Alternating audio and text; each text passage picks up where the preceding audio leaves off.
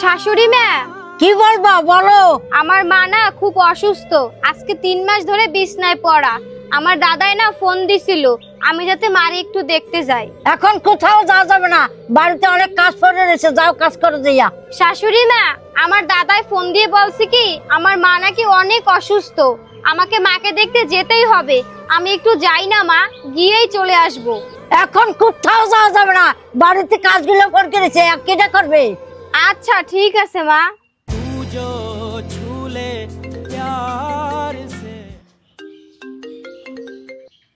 কিরে মা, তুই কল ধরিস না কা? কোন সময় আবি? না মা, আমি আসতে পারবো না, আমাদের বাড়িতে অনেক কাজ পড়ে আছে। আমি আসলে কাজগুলো কে করবে? আমি এখন আসতে পারবো না। ঠিক আছে মা। আচ্ছা মা, ঠিক আছে। কি রে বিথি, তোমার মন খারাপ কেন? কি হয়েছে? আমার মা না অনেক অসুস্থ, আমাকে যেতে বলছিল। তোমার মারে যখন বলছি যে আমি আমার বাপের বাড়ি একটু যাব, তখন তোমার মা বলছে কি বাড়িতে অনেক কাজ আছে, তাই আমাকে আর যেতে দিল না। মা তো ঠিকই বলছে, বাড়িতে অনেক কাজ পড়ে আছে। আর মা যা বলছে তোমার ভালোর জন্যই বলছে।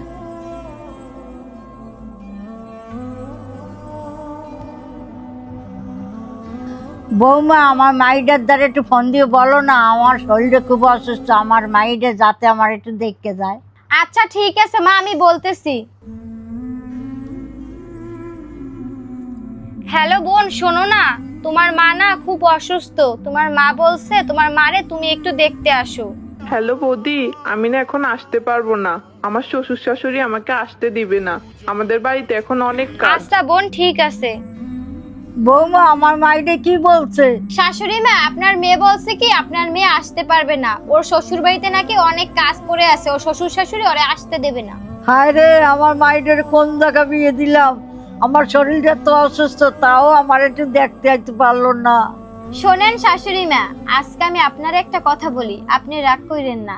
এরকম আমার মাও অসুস্থ হয়ে পড়েছিল, তখন আমি বলছিলাম যে শাশুড়ি মা আমি আমার মায়ের একটু দেখে আসি, তখন আপনি আমার কাজের অজুহাতে আমার মায়ের দেখতে যাইতে দেন নাই। এখন আপনিও তো অসুস্থ হয়ে পড়ে আছেন, আপনার মেয়েরে দেখতে আসতে বলছেন, আপনার মেয়েও কিন্তু আপনারে দেখতে আসতে পারলো না। কেন পারলো না জানেন? কারণ তার শ্বশুর শাশুড়িও তার কাজের অজুহাতে আটকাই রাখছে। আপনি যেমন কর্ম করছেন, আপনি কিন্তু ঠিক তেমনই কর্মের ফল পাচ্ছেন। হ্যাঁ বৌমা, তুমি ঠিকই বলছো, আজকের পর থেকে আর এরকম কোনোদিনও করবো না।